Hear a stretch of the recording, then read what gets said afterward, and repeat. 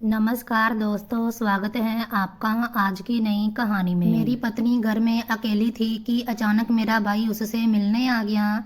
पत्नी ने तुरंत मुझे फ़ोन किया, आपके भाई आए हैं, आप जल्दी घर आ जाएं।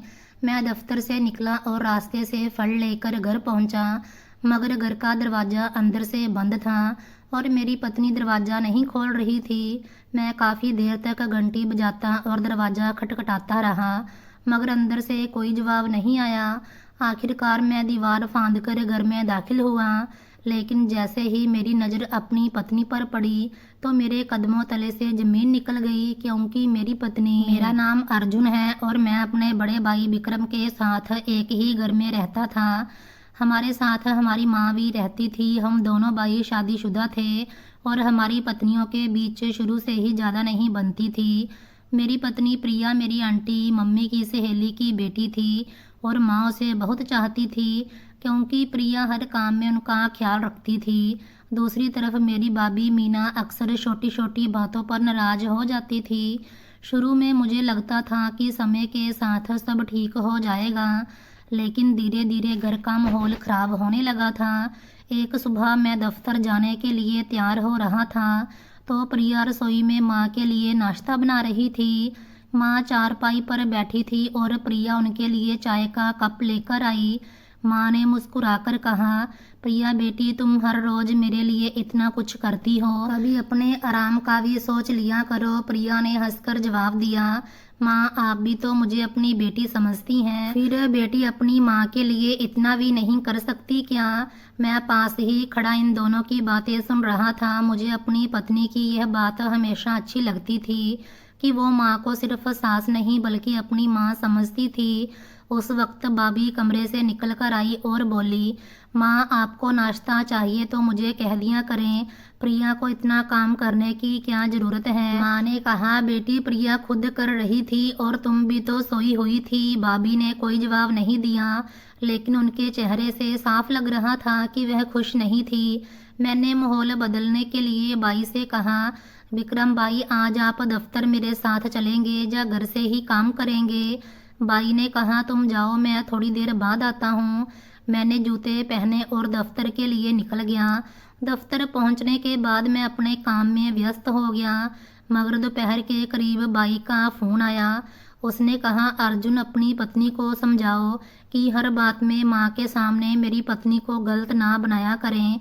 मैंने हैरान होकर पूछा, क्या हुआ भाई? भाई ने कहा, मेरी पत्नी कह रही थी कि प्रिया माँ के सामने उसे जानबूझकर बुरा साबित करती है। मैंने कुछ देर चुप रहने के बाद कहा, भाई प्रिया ऐसी नहीं है, आप भी जानते हैं। भाई ने कहा, मैं जानता हूँ, लेकिन घर का माहौल खराब हो रहा है, तुम भी कोशिश करो कि बात बढ़ने ना पाए।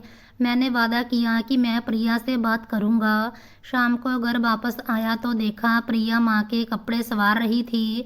मैंने उसे भाई की बात बताई तो वो कुछ पल चुप रही, फिर बोली, अर्जुन मैंने भाभी के बारे में माँ से कभी कुछ नहीं कहा। अगर वो मुझसे नाराज़ हैं तो मुझे समझ नहीं आ रही कि मेरी गलती क्या है। मैंने उसे दिलासा देते हुए कहा, तुम परेशान ना हो, मैं भाई से बात कर लूँगा। प्रिया ने धीरे से कहा, मैं नहीं चाहती कि मेरी वजह से आप दोनों भाइयों के बीच कोई समस्या हो। मैंने उसका हाथ थाम कर कहा, तुम्हारी वजह से नहीं बल्कि गलतफहमियों की वजह से समस्या होती है और मैं इसे बढ़ने नहीं दूंगा। लेकिन अगले ही दिन एक नई बात खड़ी हो गई।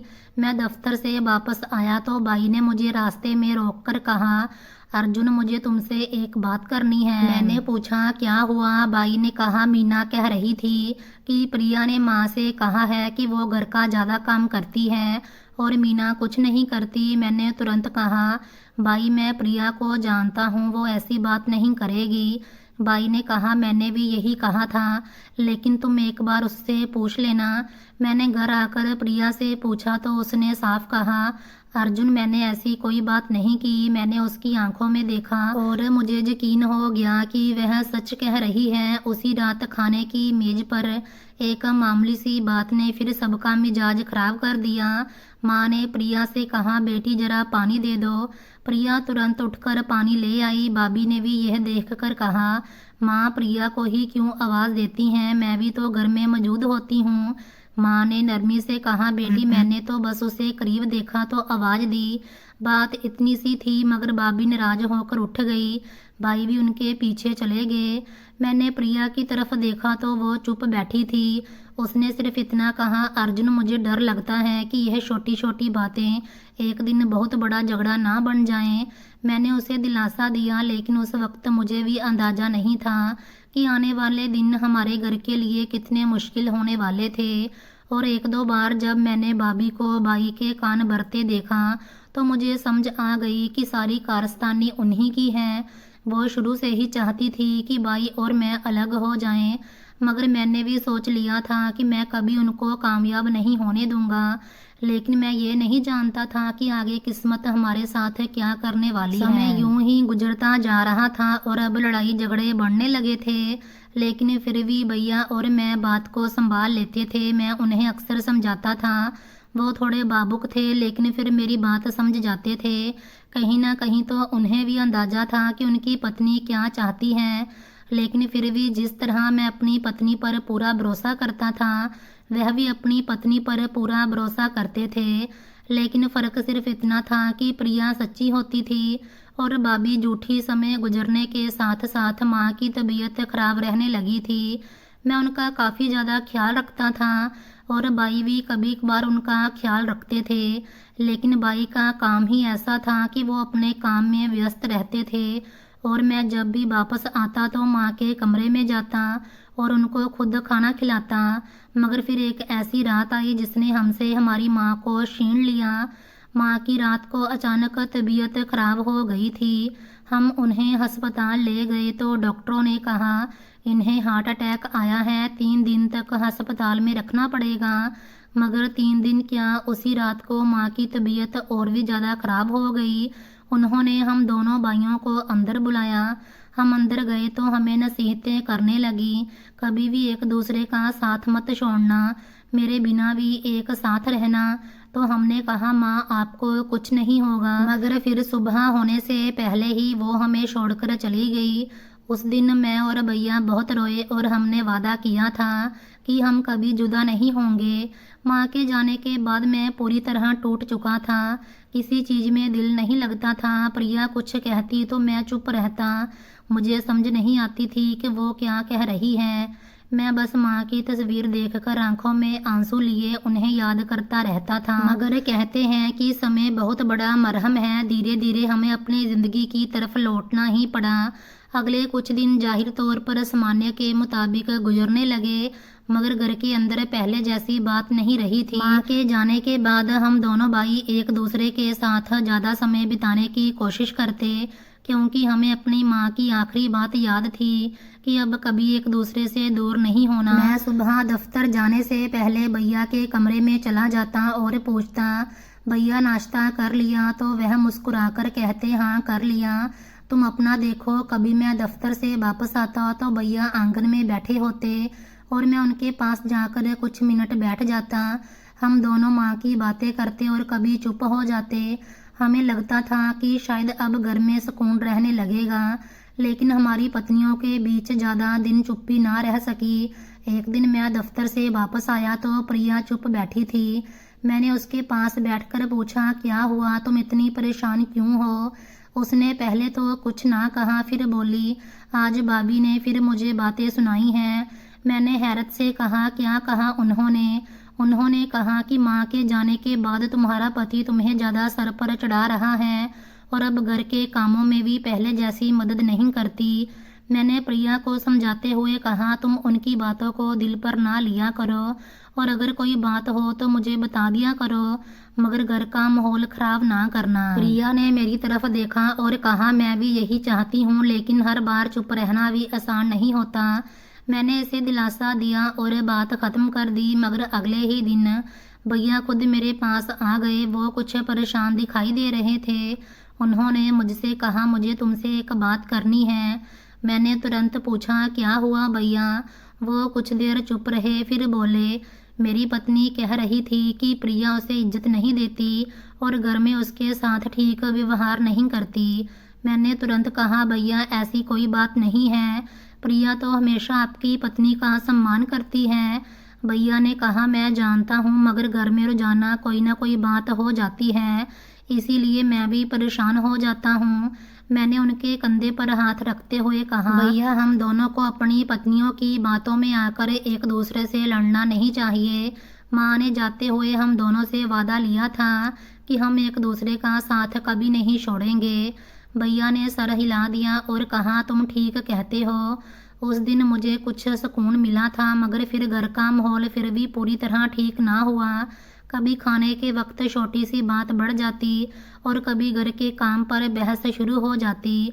मैं कोशिश करता कि दोनों के बीच ना पड़ूं, मगर कभी कभी हालात ऐसे हो जाते कि मुझे बोलना पड़ता। एक दिन दफ्तर जाने से पहले मैंने देखा प्रिया रसोई में काम कर रही थी और भाभी उससे किसी बात पर नाराज हो रही थी। मैंने ज़्यादा पूछ नहीं की और सिर्फ इतना कहा, अगर कोई समस्या है तो भाभी आप आराम से बात कर लें। भाभी ने मुझे जवाब दिया कि तुम हमेशा अपनी पत्नी की तरफदारी करते हो। मैंने कहा, भाभी ऐसी बात नहीं है, मैं सिर्फ यह चाहता हूँ कि घर का माहौल ख़राब ना हो। वो चुप हो गई मगर उनके चेहरे से लग रहा था कि वो मेरी बात से ज़्यादा खुश नहीं है। मैं दफ्तर पहुँचा तो भी यह बात मेरे मन में चलती रही। मुझे बार बार माँ याद आ रही थी। वो हमेशा कहा करती थी कि घर दीवारों से नहीं रिश्तों से बनता है, और अगर रिश्तों में दरार पड़ जाए तो बड़े से बड़ा घर भी खाली लगने लगता है। मैंने दिल में फैसला किया कि मैं किसी भी सूरत में अपने भाई से रिश्ता खराब नहीं होने दूंगा, चाहे घर में कितनी ही बात क्यों ना हो। शाम को घर वापस आया तो भैया बाहर बैठे मेरा इंतजार कर रहे थे। मैंने करीब जाकर पूछा, सब ठीक तो है भैया? उन्होंने कहा, हाँ बस तुमसे एक बात करनी थी। मैं उनके पास बैठ गया। वो बोले, मेरी पत्नी आज फिर कह रही थी कि प्रिया उसे पसंद नहीं करती और लड़ाई करती है। मैंने कुछ देर चुप रहने के बाद कहा, भैया अगर कोई बात है तो हम दोनों बैठकर हल कर लेते हैं, लेकिन आप मुझसे नाराज ना होना। उन्होंने मेरी तरफ देखा और कहा, मैं तुमसे नाराज नहीं हूँ, लेकिन घर के हालात मुझे भी परेशान करते हैं। मैंने कहा, फिर हम दोनों एक दूसरे का साथ देंगे और किसी की बात सुनकर तुरंत फैसला नहीं करेंगे। भैया ने मेरा हाथ पकड़कर कहा, वादा है। मुझे लगा शायद वाकई हालात संभल रहे हैं, मगर मुझे क्या मालूम था कि घर की यह छोटी छोटी बातें आगे चलकर हमारे बीच ऐसी दीवार खड़ी करने वाली है जिसे तोड़ना मेरे लिए आसान नहीं होगा। माँ को गए हुए अभी ज़्यादा दिन नहीं हुए थे, मगर उनके बिना घर पहले जैसा नहीं लगता था। मैं सुबह दफ्तर जाने से पहले माँ के कमरे के दरवाजे के पास कुछ देर रुक जाता और फिर चुपचाप बाहर आ जाता। कभी भैया भी मेरे साथ खड़े हो जाते और हम दोनों एक दूसरे से ज़्यादा बात किए बिना ही माँ को याद करते रहते। एक दिन मैं दफ्तर जाने लगा तो भैया ने मुझे आवाज़ दी और कहा, आज शाम जल्दी आ जाना, तुमसे ज़रूरी बात करनी है। मैंने कहा, ठीक है भैया, लेकिन हुआ क्या है? वो बोले, बस शाम को आकर बात करना। मैं सारा दिन यही सोचता रहा कि आखिर ऐसी क्या बात है। शाम को घर में पहुंचा तो भैया पहले ही आंगन में बैठे थे। मैं उनके पास जाकर बैठ गया और पूछा, बताएं क्या बात है? भैया कुछ देर चुप रहे, फिर बोले, प्रिया मीना को घर में महत्व नहीं देती और हर काम में अपनी मर्जी करती है। मैंने हैरत से कहा, भैया मुझे तो ऐसी कोई बात नज़र नहीं आती। प्रिया तो खुद कोशिश करती है कि किसी से बहस ना हो। भैया ने कहा, नहीं मेरी पत्नी झूठ नहीं बोलती, मैंने बहुत इंतज़ार किया, मुझे भी लगता है कि प्रिया ही झूठी है। मैंने उनकी तरफ देखकर कहा, भैया एक बात याद रखें, माँ के बाद अगर हम भी एक दूसरे से लड़ने लगे तो उनकी सारी नसीहतें बेकार हो जाएंगी। भैया ने तुरंत कहा, मैं तुमसे लड़ना नहीं चाहता, लेकिन घर का सुकून भी ज़रूरी है और मैं अपनी पत्नी को बार बार नकार नहीं सकता।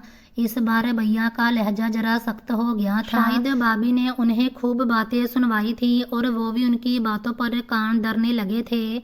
मैंने कहा, सुकून हम दोनों मिलकर बनाएंगे, किसी एक की बात सुनकर दूसरे पर शक नहीं करेंगे।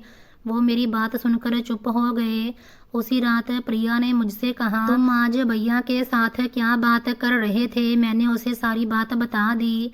वो कुछ देर चुप रही, फिर बोली, मैंने कभी भाभी से कोई बात नहीं की, लेकिन अगर वो हर बात का इल्ज़ाम मेरे सर डालेंगी तो मैं कब तक चुप रहूंगी। मैंने उसे समझाया कि तुम मेरी बात मानो, घर में किसी के सामने जवाब ना देना। अगर कोई बात हो तो मुझे बता देना, मैं खुद देख लूँगा। प्रिया ने कहा, मैं आपकी बात मान लूँगी, लेकिन आप भी मेरी बात पर यकीन रखा करें। मैंने तुरंत कहा, मुझे तुम पर पूरा यकीन है और मुझे किसी के कहने से तुम पर शक नहीं हो सकता। वो मुस्कुरा दी और बोली, बस फिर मुझे कुछ और नहीं चाहिए। अगले दिन दफ्तर से वापसी पर मैंने देखा भैया और उनकी पत्नी बाहर जाने की तैयारी कर रहे थे। मैंने पूछा, कहाँ जा रहे हैं? भैया ने कहा, कुछ काम है, बाजार तक जा रहे हैं। मैंने कहा, अच्छा तो हम भी चलते हैं, जरा मूड बदल जाएगा, सब एक साथ जाएंगे तो अच्छा लगेगा। भाभी ने तुरंत कहा, अब दोनों भाई चले जाएं, मुझे कुछ काम करना है। मुझे उनके अंदाज से अजीब सा महसूस हुआ, मगर मैंने बात बढ़ाना उचित नहीं समझा। भैया मेरे साथ बाहर आ गए। रास्ते में वो काफ़ी चुप रहे। मैंने पूछा, क्या हुआ है? उन्होंने कहा, कुछ नहीं, बस घर की बातों से थक गया हूँ। मैंने कहा, भैया अगर आपको मेरी किसी बात से शिकायत हो तो मुझे बताएं। उन्होंने कहा, तुमसे नहीं है। फिर कुछ देर बाद बोले, बस मेरी पत्नी तुम्हारी पत्नी के बारे में ऐसी बातें करती हैं कि मेरा दिमाग खराब हो जाता है।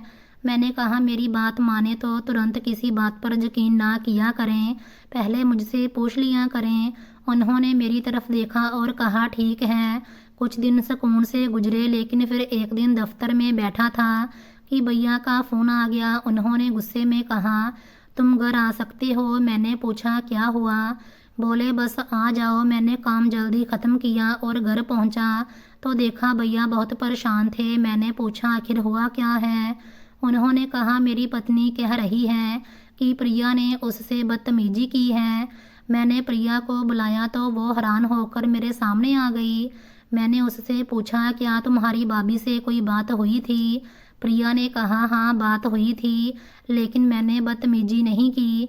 फिर उसने बताया कि भाभी ने उसे एक काम के बारे में कहा था। जब उसने कहा कि वो अभी व्यस्त हैं तो भाभी नाराज हो गई। मैंने भैया की तरफ देखकर कहा, भैया इतनी सी बात है? भैया ने कहा, प्रिया झूठ बोल रही है, मैं खुद घर पर था, उसकी ऊंची ऊंची आवाज़ें आ रही थी, मैं बाहर आया तो यह चुप हो गई। भैया बिल्कुल ही बदलने लगे थे और मुझे दिल में यह डर सताने लगा था कि आगे क्या होगा। लेकिन फिर मैंने प्रिया और मीना भाभी को अंदर भेज दिया और भैया को भी कुछ न कुछ बातें समझा दी थी। उस रात हम दोनों भाई काफ़ी देर तक बैठे रहे। भैया ने कहा, माँ होती तो शायद हमें इस तरह बैठकर बातें करने की ज़रूरत ही ना पड़ती। मैंने कहा, माँ होती तो वह हमें डांट कर चुप करा देती। दोनों भाई हंस पड़े, मगर कुछ पलों बाद हमारी आंखें नम हो गई। भैया ने कहा, हमें एक दूसरे का साथ नहीं छोड़ना चाहिए। मैंने उनका हाथ पकड़कर कहा, कभी नहीं छोड़ूंगा भाई। हमें क्या मालूम था कि हम दोनों के बीच यह वादा बहुत जल्द एक ऐसे इम्तिहान से गुजरने वाला था जिसके बाद हमारा एक दूसरे पर यकीन ही सबसे बड़ा सवाल बनने वाला था। एक शाम मैं दफ्तर से वापस आया तो भैया मेरे लिए चाय बनाकर बैठे थे। मैंने हैरत से कहा, भैया आज आपने मेरे लिए चाय बनाई है? वो हंसकर बोले, माँ नहीं है तो अब छोटे भाई की सेवा भी मुझे ही करनी पड़ेगी। मैं भी हंस पड़ा और कहा, फिर मैं भी आपकी सेवा किया करूँगा। कुछ देर हम दोनों माँ की बातें करते रहे और पहली बार मुझे लगा कि शायद अब हमारे बीच कोई गलतफहमी नहीं आएगी। मगर उसी रात प्रिया ने मुझे बताया कि भाभी ने उससे फिर एक बात कही है। मैंने पूछा, क्या हुआ? प्रिया ने कहा, उन्होंने मुझसे कहा कि अब माँ नहीं है, इसीलिए घर के कामों में मुझे ज़्यादा जिम्मेदारी उठानी चाहिए। मैंने कहा, इसमें तो गलत कोई बात नहीं है, लेकिन तुम्हें अगर कोई बात बुरी लगी है तो उसे दिल पर मत लेना। प्रिया ने मेरी तरफ देखकर कहा, मुझे काम से समस्या नहीं है, लेकिन हर बात इस अंदाज में कही जाए तो दिल दुखता है। मैंने उसे समझाया कि अभी घर का माहौल ख़राब नहीं करना। माँ को गए ज़्यादा समय नहीं हुआ, हम सब पहले ही परेशान हैं। प्रिया ने मेरी बात मान ली और चुप हो गई। कुछ दिन बाद एक छोटी सी बात ने फिर माहौल ख़राब कर दिया। मैं दफ्तर जाने के लिए तैयार हो रहा था कि प्रिया मेरे पास आई और बोली, आप आज जाते हुए भैया से कह दें कि आज शाम बाजार से सामान ले आएं। मैंने कहा, खुद कह देना तुम। वो बोली, मैं कहूँगी तो शायद भाभी को बुरा लगे, इसीलिए आप कह दें। मैं दफ्तर में ज़्यादा व्यस्त होता था और घर का सामान भैया लाते थे। मैं भैया के पास गया और उन्हें बात बता दी। उन्होंने कहा, ठीक है मैं ले आऊँगा। लेकिन शाम को जब मैं घर आया तो भैया मुझसे नाराज थे। मैंने पूछा क्या हुआ। उन्होंने कहा मेरी पत्नी कह रही थी कि प्रिया ने कहा है भैया सामान थोड़ा लाते हैं और पैसे ज़्यादा खर्च करते हैं। मैं जानता था प्रिया ऐसा नहीं कर सकती। कई बार मैं सुन चुका था कि भाभी प्रिया के मुंह पर कुछ और कहती थी और भैया को कुछ और कहती थी। उस दिन भी मैंने भैया को चुप करवा दिया। इस घटना के बाद मैंने प्रिया से भी साफ कहा कि तुम किसी बात का जवाब तुरंत ना दिया करो। वो बोली मैं कोशिश करती हूँ, लेकिन हर बात बर्दाश्त करना भी मुश्किल होता है। मैंने कहा मैं तुम्हें जानता हूँ, मैं किसी के कहने पर तुम्हें गलत नहीं समझ सकता।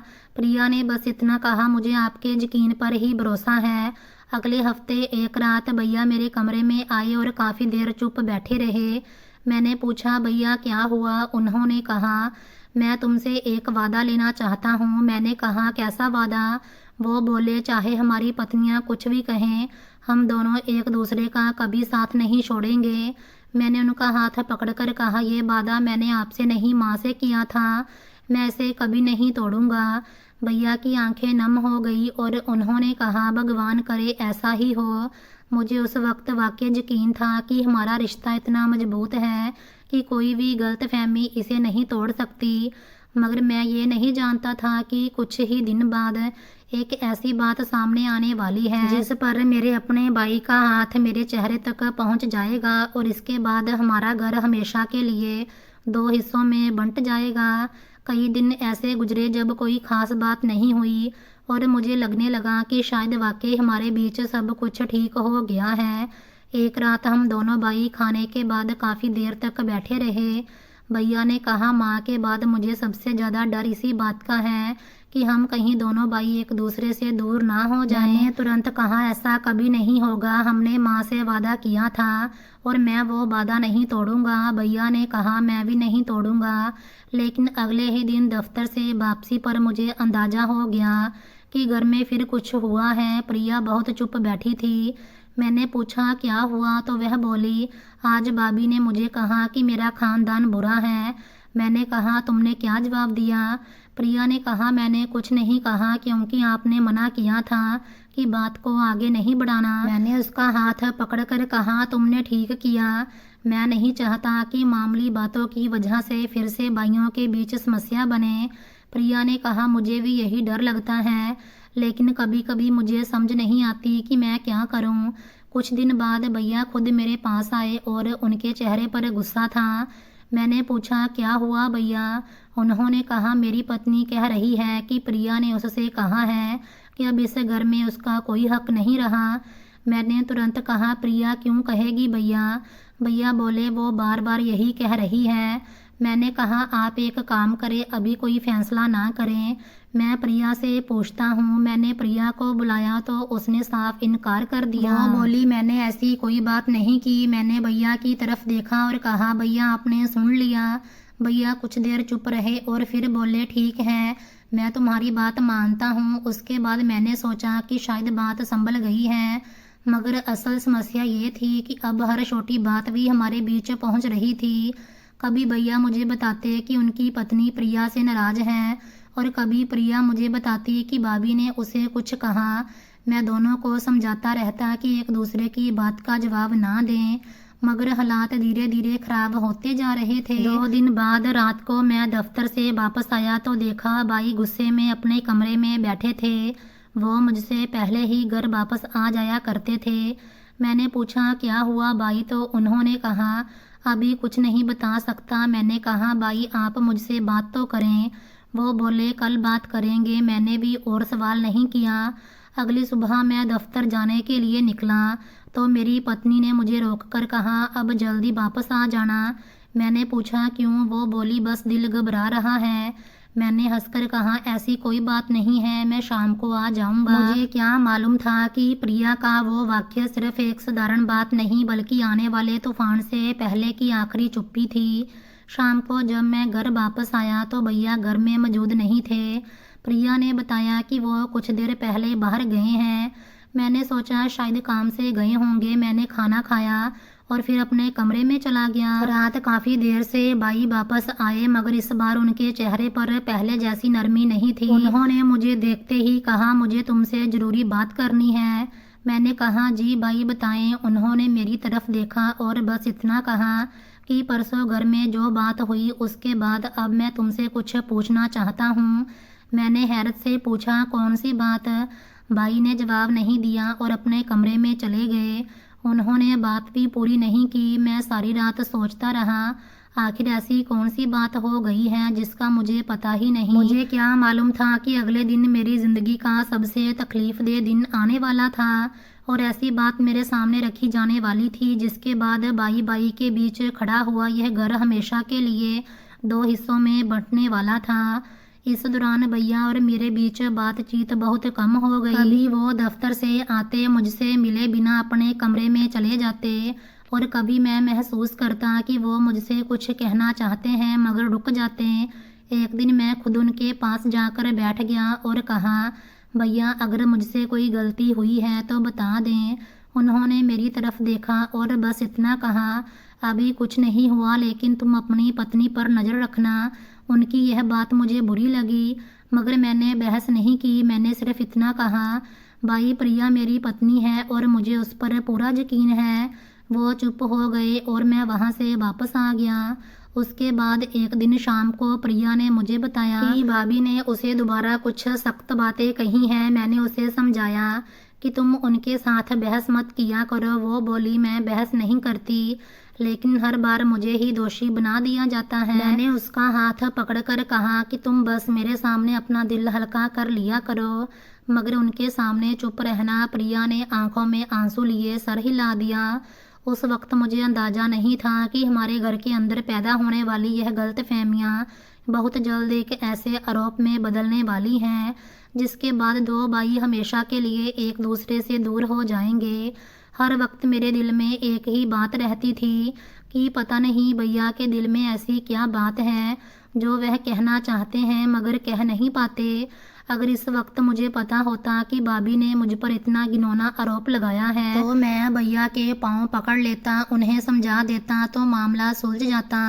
लेकिन वो मुझसे बात ही नहीं कर पा रहे थे। शायद उन्हें मुझ पर यकीन ही नहीं आ रहा था, लेकिन उनकी पत्नी उन्हें हर रोज भड़का रही थी, इसीलिए अब वो पहले से ज़्यादा गुस्से में रहने लगे थे। मुझे लगता था कि अब मामले हाथ नहीं आएंगे। एक दो बार फिर भी मैंने उनसे पूछने की कोशिश की कि भैया आखिर आप बता क्यों नहीं देते, आखिर आप क्यों हर वक्त गुस्से में रहते हैं, क्यों मुझसे बात नहीं करते, मेरा कसूर क्या है, मुझे बताएं, सब कुछ ठीक हो जाएगा। मगर वो यही कहते, प्रार्थना करो जो मीना ने मुझे बताया है वो झूठ हो, अगर वो सच हुआ तो कुछ भी बाकी नहीं रहेगा।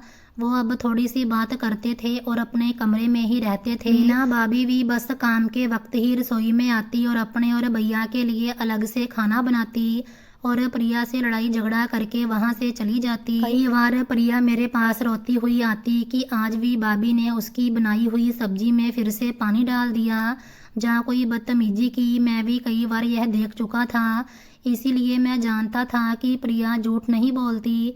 मगर अब भैया मुझसे दूर हो गए थे, पहले की तरह बात नहीं करते थे, तो मैं उन्हें समझा नहीं पाता था। फिर भी जिंदगी चलती रही। मैं नहीं जानता था कि आगे इतना बड़ा तूफान आने वाला है जिससे मेरा और भैया का खून का रिश्ता भी टूटकर बिखर जाएगा। उस दिन मैं घर पर था। मेरी तबीयत कुछ खराब थी लेकिन भैया काम पर चले गए थे। शाम से पहले ही अचानक जोर जोर से दरवाजे पर दस्तक हुई। मैंने बड़ी मुश्किल से जाकर दरवाज़ा खोला। हालांकि मेरी तबीयत खराब थी मगर दरवाज़ा इतनी ज़ोर से बज रहा था कि मैं भी डर गया कि पता नहीं कौन सा तूफान आ गया। जब मैंने दरवाज़ा खोला तो बाहर भैया खड़े थे। उनका चेहरा गुस्से से लाल हो रहा था। आते ही उन्होंने मेरे गले का कॉलर पकड़ा और मुझे मारना शुरू कर दिया। शोर सुनकर प्रिया और भाभी भी बाहर आ गई थीं। मैंने देखा तो भाभी बहुत ज़्यादा रोते हुए भैया के पास आई और फिर कहने लगी, देखो अपने भाई को, तुम्हारी गैर मौजूदगी में उसने तुम्हारी पत्नी की इज्जत पर हाथ डालने की कोशिश की। यह तो मेरी खुशकिस्मती थी कि मैंने अपनी इज्जत बचा ली और कमरे में छुप गई। अब मैं एक सेकंड भी इस घर में नहीं रहूंगी। अगर आपने रहना है तो रहें, मैं अभी इसी वक्त जा रही हूँ। यह कहकर भाभी अपने कमरे में चली गई। मैं यह देखकर दंग रह गया। मुझे यकीन नहीं आ रहा था कि भाभी अपने देवर पर, वो भी छोटे देवर पर, ऐसा आरोप लगा सकती हैं। मैंने भैया से कुछ कहना चाहा तो वो मुझे और मारने लगे और फिर कहा, मैं तुम्हें जिंदा नहीं छोड़ूंगा। कुछ देर वो मुझसे लड़ते रहे और फिर अपनी पत्नी को मनाने के लिए कमरे में चले गए, मगर शायद वो अपनी पत्नी को मना ना पाए और थोड़ी देर बाद वो दोनों अपना सामान पैक करके बाहर निकल आए। हम अब भी आंगन में खड़े थे। मेरी आंखों में आंसू थे। प्रिया मेरी वजह से परेशान थी क्योंकि मुझ पर इतना बड़ा आरोप लग चुका था और मुझे प्रिया से भी शर्मिंदगी हो रही थी कि वो मेरे बारे में क्या सोचेगी। फिर भैया ने कहा, इस चीज़ का बदला मैं तुमसे ज़रूर लूँगा, मगर अभी मैं जा रहा हूँ। हम इस घर में एक पल भी नहीं रुकेंगे, मगर याद रखना, जो कदम तुमने उठाया तुम्हें उसका अंजाम तो भुगतना पड़ेगा। इससे पहले कि मैं भैया के पाँव पकड़कर उनसे बात करने की कोशिश करता, वो दोनों घर से निकल गए। उनके जाने के बाद मेरी तबीयत, जो पहले ही ख़राब थी, और भी ज़्यादा ख़राब हो गई।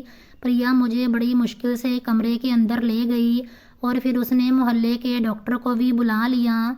मेरा ब्लड प्रेशर बहुत ज़्यादा हाई था और सिर फटा जा रहा था और फिर यह दुख भरी रात यूं ही गुजर गई। अगली सुबह बड़ी मुश्किल से मैंने नाश्ता किया। प्रिया ने मुझे समझाया, मैं जानती हूँ आपका कोई कसूर नहीं, आप इस बात को भूल जाएं। भैया को जब एहसास होगा कि वो गलत थे तो वापस आ जाएंगे। मैंने भी प्रिया की बात सुनकर चुप्पी साध ली, मगर मेरा दिल अंदर से दुख से भरा हुआ था क्योंकि मेरा भाई मुझसे जुदा हो गया था, वो भी मुझ पर इतना बड़ा आरोप लगाकर। और मुझे दिल ही दिल में भाई पर भी तरस आ रहा था कि पता नहीं आगे उनकी ज़िंदगी कैसे गुजरेगी, क्योंकि जो औरत उनके साथ थी वो औरत नहीं बल्कि एक नागिन थी जो अपनी इज्जत पर भी खुद ही गलत बात कर सकती थी। भाई के घर से जाने के बाद हमारे घर में अजीब सी खामोशी छा गई थी।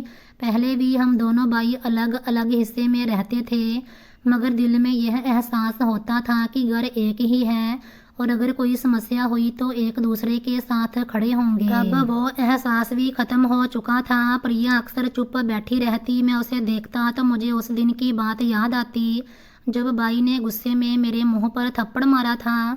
मुझे आज भी यकीन नहीं आता कि मेरा अपना भाई मुझ पर ऐसा आरोप लगा सकता है। एक रात मैंने प्रिया से कहा, तुम इस बात को दिल पर मत लो, भगवान जानता है। प्रिया ने मेरी तरफ देखा और धीमी आवाज़ में बोली, मुझे अपने आप से ज़्यादा आपके भाई के लिए दुख हो रहा है। माँ ने जाते वक्त आप दोनों से वादा लिया था कि कभी एक दूसरे का साथ नहीं छोड़ेंगे और आज हम एक दूसरे से दूर हो गए। उसकी बात सुनकर मेरी आंखें नम हो गई।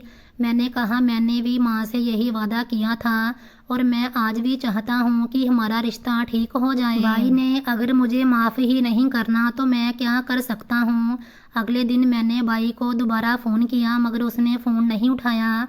मैंने एक छोटा सा संदेश भेजा कि भाई मुझे आपसे कोई लड़ाई नहीं करनी, मैं सिर्फ इतना चाहता हूँ कि आप एक बार मेरी बात सुन लें।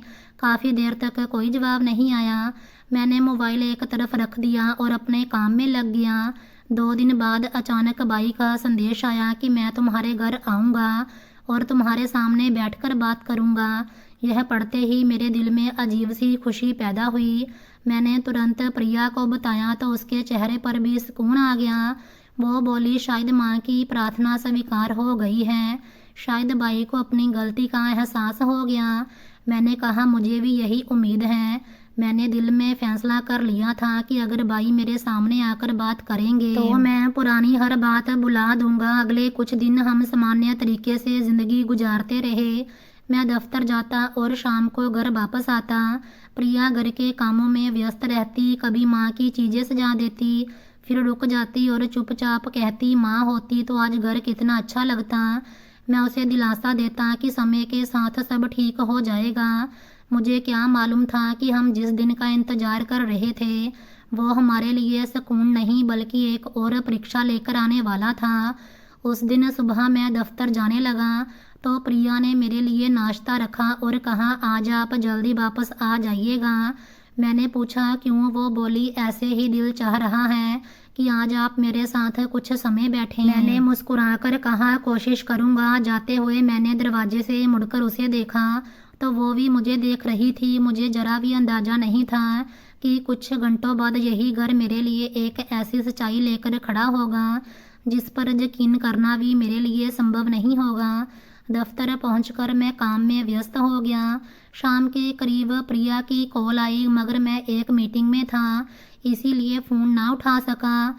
कुछ देर बाद मैंने उसे वापस कॉल की तो उसने सिर्फ इतना कहा कि आपका भाई घर आया हुआ है। मैंने हैरत से पूछा भाई आया था? वो बोली जी वो मिलने आए। मैंने कहा तुमने मुझे पहले क्यों नहीं बताया? उसने कहा मैंने आपको इसीलिए फ़ोन किया था मगर आपने फ़ोन नहीं उठाया। मैंने उसे कहा फ़िक्र ना करो मैं दफ्तर से निकलता हूँ। उसने बस इतना कहा ठीक है जल्दी आ जाइए, मैं भी कुछ अच्छा सा बना लेती हूँ। कुछ देर बाद मैं दफ्तर से निकला तो मेरे दिल में अजीब सा सुकून था। मुझे लग रहा था आज शायद वो सब खत्म हो जाएगा जो इतने दिनों से हमारे बीच चल रहा था। मैं रास्ते से भैया के लिए फल और जूस ले आया। घर पहुंचकर मैंने दरवाजे की घंटी बजाई, एक बार फिर बजाई मगर अंदर से कोई जवाब नहीं आया। मैंने प्रिया को फ़ोन किया मगर उसने फ़ोन नहीं उठाया। मैंने दोबारा घंटी बजाई और दरवाज़ा खटखटाया, फिर भी खामोशी रही। मेरे दिल में अचानक डर पैदा होने लगा। मैंने भाई को फ़ोन किया मगर उसका फ़ोन भी बंद था। मैंने दरवाजे पर ज़ोर से दस्तक दी और प्रिया को आवाज़ें देने लगा मगर अंदर से कोई जवाब ना आया। काफ़ी देर इंतज़ार करने के बाद मुझे समझ नहीं आ रहा था कि मैं क्या करूं। आखिरकार मैंने घर के एक तरफ से दीवार फांदने का फैसला किया। मुझे अभी तक यही लग रहा था कि शायद आवाज़ नहीं जा रही। मैं दीवार फांदकर अंदर दाखिल हुआ और तेज़ी से घर के अंदर गया। अगले ही पल जो नज़ारा मेरी आंखों के सामने था उसे देखकर मेरे हाथ से फल और जूस की बोतल छूट गई। प्रिया बेहोश पड़ी थी और उसके शरीर पर कपड़े नहीं थे। मैं एक पल के लिए जैसे पत्थर का हो गया। मेरे मन में सिर्फ एक ही नाम आया और मेरा दिल कांप उठा। मुझे लगा मेरे भाई ने वह कर दिया जिसकी मैं कल्पना भी नहीं कर सकता था। मैंने तुरंत नजरें फेर ली और शॉल से प्रिया को ढका, फिर जल्दी से उसे कपड़े पहनाए और उसे उठाकर अस्पताल ले जाने के लिए बाहर निकला। उस वक्त मेरे मन में गुस्सा भी था और डर भी। मैं सिर्फ एक बात सोच रहा था कि अगर मेरे भाई ने वाकई मेरी पत्नी के साथ ऐसा किया तो मैं उसे कभी माफ़ नहीं करूँगा। और आखिरकार हम अस्पताल पहुँच गए। प्रिया को इमरजेंसी में दाखिल कर लिया गया और मैं बाहर गलियारे में इधर उधर चक्कर लगा रहा था। मुझे कुछ समझ नहीं आ रहा था। मैं भैया के बारे में ऐसा सोच भी नहीं सकता था। जो सब कुछ हो चुका था मैंने सोच लिया कि अगर वाकई में यह सच हुआ तो मैं भैया को नहीं छोड़ूंगा। बेशक वो मेरे भाई थे मगर जो उन्होंने किया तो वो मैं बिल्कुल भी बर्दाश्त नहीं कर सकता। आखिर उनकी हिम्मत कैसे हुई यह सब करने की। अस्पताल के इस ठंडे वीरान गलियारे में मैं जब अकेला खड़ा था तो यूं लगता था जैसे सारी दुनिया का बोझ मेरे ही सीने पर आ पड़ा हो।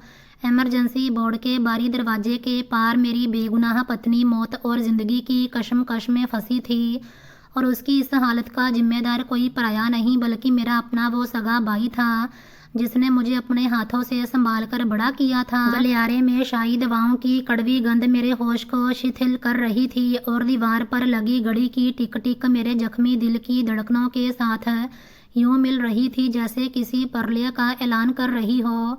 मेरा मन बीते सालों के उन पलों में भटक रहा था जब भैया मेरे लिए पिता का साया हुआ करते थे, लेकिन आज वही साया एक खतरनाक नागिन बनकर मेरी जिंदगी मेरी इज्जत को डस चुका था। मैंने कांपती हुई उंगलियों से अपने चेहरे को ढंप लिया। आंखों से लगातार गर्म आंसू बहकर मेरी दाढ़ी में समा रहे थे मगर सीने के अंदर जो आग सुलग रही थी वो उन आंसुओं से बुझने वाली नहीं थी। 40 मिनट के बेचैन इंतजार के बाद इमरजेंसी का लाल बल्ब बुझा और डॉक्टर बाहर निकले। डॉक्टर ने बताया कि प्रिया का नर्वस सिस्टम गहरे सदमे से सुन्न हो गया है और ब्लड प्रेशर बहुत गिर गया है। अगर कुछ घंटों में होश नहीं आया तो वह कोमा में जा सकती है। उन्होंने तुरंत इंजेक्शन लाने को कहा। मैं भागकर मेडिकल से इंजेक्शन ले आया। नर्स ने ड्रिप में दवा मिलाई। 2 घंटे बाद प्रिया की पलकों में हलचल हुई। जैसे ही मैंने उसका हाथ पकड़ा वो बुरी तरह डर गई, जैसे अब भी उसी भयानक कमरे में कैद हो। मैंने उसे गले लगाकर संभाला। तब प्रिया रोते हुए बोली कि जेठ विजय दरिंदे की तरह घर में घुसा, उस पर गंदे आरोप लगाए। जब प्रिया ने घर से निकलने को कहा तो उसने उसके कपड़े फाड़कर इज्जत लूटने की कोशिश की। प्रिया ने खुद को बचाया पर डर से बेहोश होकर गिर पड़ी। मेरा खून खौल गया। मैं प्रिया को पड़ोस की एक भरोसेमंद आंटी के पास छोड़कर सीधा थाने गया और अपने ही बड़े भाई के खिलाफ रिपोर्ट लिखवाई। पुलिस मुझे लेकर भाई के घर पहुंची और सबके सामने उसे हथकड़ी लगाई। मैंने सोचा वो माफ़ी मांगेगा, पर उसकी आंखों में कोई पछतावा नहीं था। उसने साफ कहा, हाँ मैं तेरी पत्नी की इज्जत लूटने गया था। तूने मेरी पत्नी मीना के साथ जो किया उसका बदला लेने गया था। मैं चीख पड़ा। मैंने कहा कि भाभी मीना ने झूठा नाटक किया था ताकि हम दोनों भाइयों में झगड़ा हो और भाई उसे लेकर अलग आलीशान घर में चला जाए। माँ की चिता के सामने हमें कभी अलग ना होने की कसम खाई थी और वो एक औरत के झूठ पर भाई का घर उजाड़ने चला गया। केस अदालत में गया। प्रिया ने हिम्मत से बयान दिया। मेडिकल रिपोर्ट में हिंसा और हमले की कोशिश साबित हुई। जज ने भाई को 10 साल की सख्त कैद की सज़ा सुनाई। जेल में भाई की असली सज़ा शुरू हुई। जो कभी घर का मालिक था अब अपराधियों के बीच अपमानित कैदी था। वो रोज मीना का इंतजार करता, पर मीना ने तो अपना असली रूप दिखा दिया। भाई के जेल जाते ही उसने भाई के खाते की सारी जमा पूंजी और जेवर समेट लिए और मायके चली गई। 2 महीने बाद ही उसने कोर्ट में तलाक का केस डाल दिया कि वो एक कैदी के साथ नहीं रह सकती। जिस दिन तलाक का नोटिस जेल में भाई को मिला वो फर्श पर गिरकर चीखने लगा। जिस औरत के लिए उसने भाई और माँ की आखिरी इच्छा को ठुकराया उसी ने उसे कचरे की तरह फेंक दिया था। मीना ने तलाक लेकर एक अमीर आदमी से दूसरी शादी कर ली। भाई जेल में पागलों जैसा हो गया। दीवारों में सिर मारता और कहता, मुझे मेरे भाई के पास ले जाओ। एक सुबह थाने के सिपाही ने आकर बताया कि भाई ने अपनी ही कमीज से फंदा बनाकर जेल में आत्महत्या कर ली है। उसकी जेब से एक कागज मिला जिस पर लिखा था, मेरे भाई मुझे माफ़ कर दें, मैंने गैरों पर भरोसा करके सब बर्बाद कर लिया। माँ की आत्मा मुझसे नाराज है। मैं शवगृह से उसकी लाश लेकर शमशान गया और अपने हाथों से उसकी चिता को आग दी।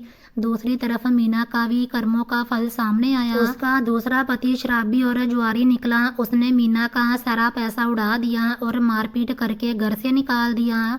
उसके माता पिता ने भी उसे रखने से मना कर दिया। वो बीमार होकर लवारिस बाड़ में अकेली पड़ गई। इधर मोहल्ले के लोग प्रिया को ही मनहूस कहने लगे। प्रिया फिर से डरने लगी। इसीलिए मैंने अपना पुश्तैनी घर बेच दिया और नए शहर आकर किराए पर रहने लगा।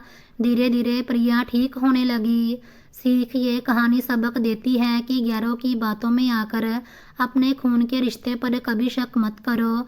एक औरत के झूठ ने 2 भाइयों का घर राख कर दिया। जो गड्ढा दूसरों के लिए खोदता है वो खुद उसी में गिरता है। इसीलिए अपने रिश्तों में भरोसा और एकता बनाए रखो। दोस्तों, ये थी आज की कहानी। अगर आपको ये कहानी अच्छी लगी हो तो वीडियो को लाइक, शेयर और चैनल को सब्सक्राइब ज़रूर करें।